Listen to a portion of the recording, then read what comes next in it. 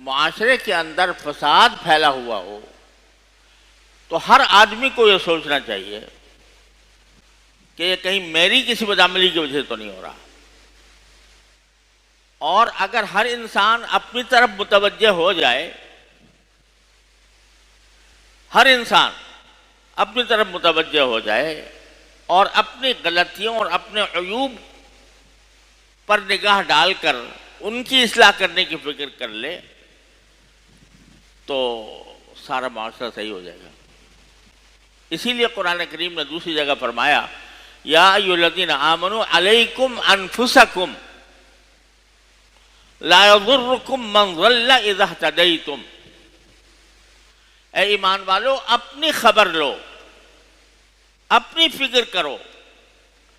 جو لوگ گمراہ ہو گئے ہیں وہ تمہیں کوئی نقصان نہیں پہنچا سکیں گے اگر تم صحیح راستے پر ہو. یہ الفاظ قرآن کریم نے استعمال کیا، علیکم انفسکم.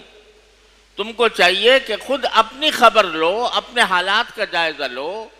دیکھو میں کہاں کہاں غلطیاں کر رہا ہوں، مجھ سے کیا کیا گناہ سرزد ہو رہے ہیں، ان کی فکر کر کے ان کو ختم کرو.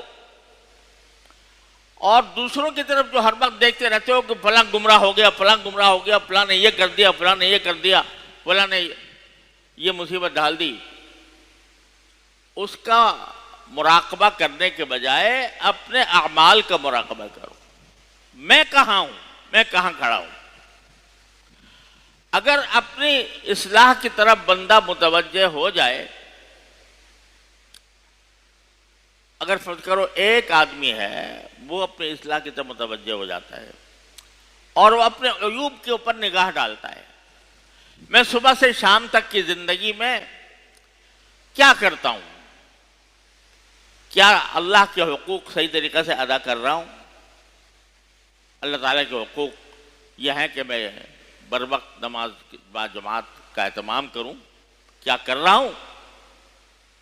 اگر نہیں کر رہا اس کی اصلاح کروں. جب میں اپنے گھر والوں کے ساتھ معاملات کرتا ہوں تو آیا میں سنت کے مطابق کر رہا ہوں یا نہیں. وہ سنت نبی کریم سرورت عالم صلی اللہ علیہ وسلم کی جس میں یہ فرمایا گیا کہ میں نے یہ فرمایا گیا کہ تم میں سب سے بہتر وہ شخص ہے جو اپنے گھر والوں کے لیے بہتر ہو، اپنے گھر والوں کے ساتھ اس کا سلوک بہتر ہو، اور میں اپنے گھر والوں کے ساتھ تم سب سے زیادہ بہتر سلوک کرنے والا ہوں. کیا میں ایسا کر رہا ہوں اپنے گھر میں؟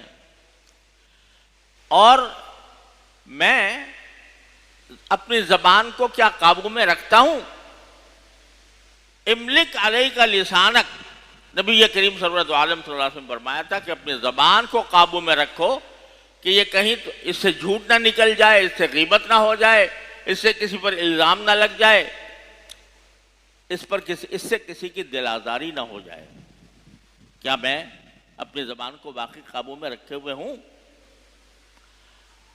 اللہ تعالیٰ نے مجھے نگاہیں دی ہیں تو اس نگاہوں کو استعمال کرنے کا طریقہ بھی بتایا ہے کہ اس کو فلاں جگہ استعمال نہیں کرنا.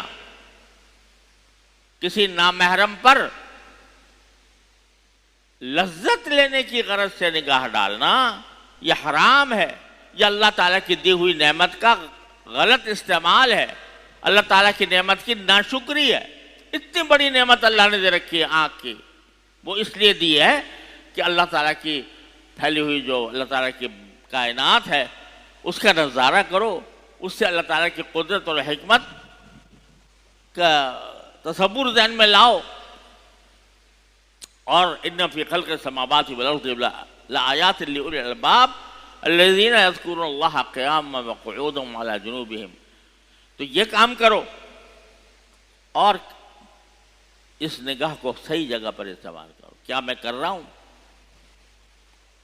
میں جو روٹی کھا رہا ہوں یا جو کھانا کھا رہا ہوں وہ آیا حلال طریقے سے حاصل ہو رہا ہے؟ اس میں کوئی حرام چیز شامل تو نہیں ہوئی؟ میں کہیں ملازمت کرتا ہوں تو ملازمت کرتے وقت جو ملازمت کے میرے ذمے فرائض ہیں وہ ٹھیک ادا کر رہا ہوں، صحیح وقت پر جاتا ہوں، صحیح وقت پر آتا ہوں، اپنے اوقات کو صحیح مصرف پر خرچ کرتا ہوں. اس نقطۂ نظر سے اپنی زندگی کا جائزہ لو، صبح سے لے کر شام تک کی زندگی کا.